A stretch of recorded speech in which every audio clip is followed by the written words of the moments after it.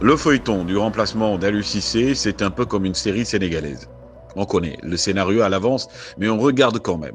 Cette fois-ci, c'est Augustin Senghor, président de la Fédération sénégalaise de football, qui joue les producteurs. Annonçant un appel à candidature, il nous promettait un casting ouvert, transparent et démocratique. C'est peut-être le cas, qui sait.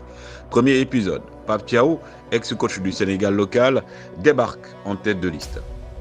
Pas de suspense, ici tout le monde le voyait venir. Moins cher qu'un coach étranger, familier du terroir et capable de se faire entendre dans un vestiaire de stars, Pape Thiaw coche toutes les cases. Mais attention, ce n'est pas une question de compétence, enfin, pas uniquement. Le choix de Pape ressemble à une stratégie budgétaire qu'à une quête d'excellence tactique. Parce que, soyons sérieux, entre payer un étranger qui coûtera des millions et prendre un coach national qui connaît déjà le système, le choix est vite fait. Toutefois, Augustin Senghor et son COMEX ont déjà éliminé avant de choisir. Des critères aussi bizarres qu'illogiques, avoir entraîné au moins une sélection. On en rit, mais cette seule condition élimine des profils que les Sénégalais voyaient comme favoris. Et là, on se demande qu'est-il arrivé à Omar Daf et Habib Beye.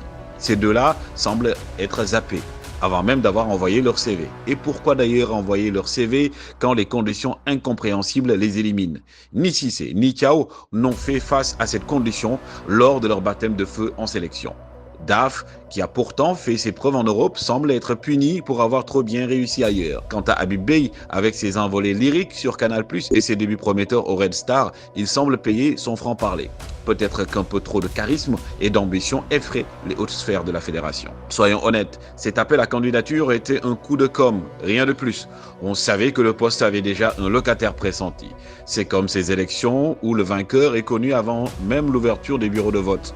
Pourquoi perdre du temps à examiner d'autres profils quand Pape Thiaw était déjà le chouchou d'Augustin et du DTN de bureau? Augustin Senghor, qui nous promettait des réformes et une vision futuriste du football sénégalais, semble finalement se replier sur une gestion conservatrice avant de dire adieu à la fédération parce qu'il ne compte plus, selon certaines informations, être reconduit à la tête. La CAN arrive à grands pas et il vaut mieux un coach déjà acclimaté qu'un génie tactique débarqué de nulle part. Augustin Senghor ne nous offre pas un appel à candidature, mais un appel au pragmatisme. Peut-être que ça suffira pour amener un nouveau trophée à Dakar, mais on ne peut s'empêcher de penser que parfois, un peu d'audace ne ferait pas de mal. Toutefois, Pape Thiaw demeure un bon profil qui a plus d'expérience qu'Aliou Cissé à ses débuts. Avec Thiaw, au moins, le budget restera sous contrôle, et ça, pour Augustin Senghor, c'est déjà une victoire.